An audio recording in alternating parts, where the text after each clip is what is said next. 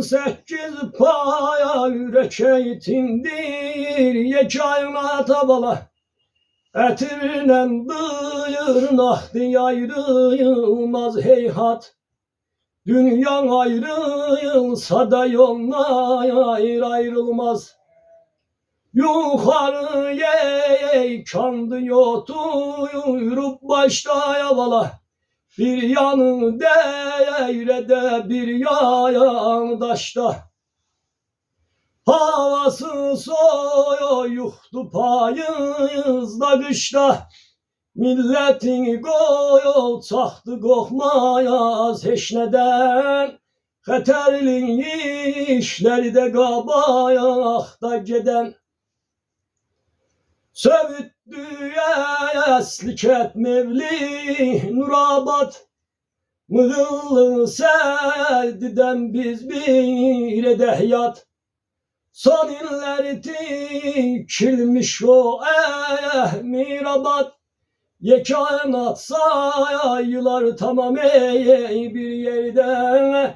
Eş zaman düşmesin milletin derde. Sağ ol. Dağ yence çay kesen dur bey diz dize.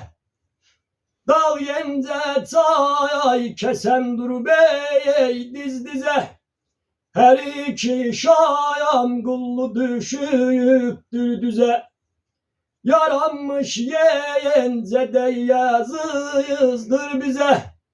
Tüm hayat yoldaşın, ömür ay yoldaşın.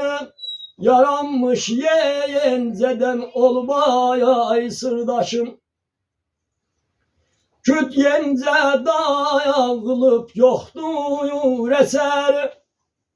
Bakan da insanın artır geher. Bir zaman royon ehli devrayan varıymış. Gayretli insanlar oydaya yaşırmış. Milleti köye çıktı yadı pozuldu. Dam divarda baykuş sana düzüldü. Ye kanatın siyasından silindi. Şimdi geldi devran bele yay olacak. Abad bir kayet dönüp virayan kalacak.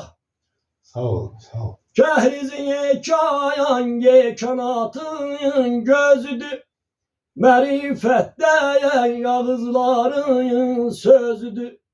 Her ne deseyen kaman ifreye tordadı. İftihar eyler biz kendimize. Ezelden iftihar yaraya aldık bize. Kehrizi yekayanlıyam bahçaya barlıyam.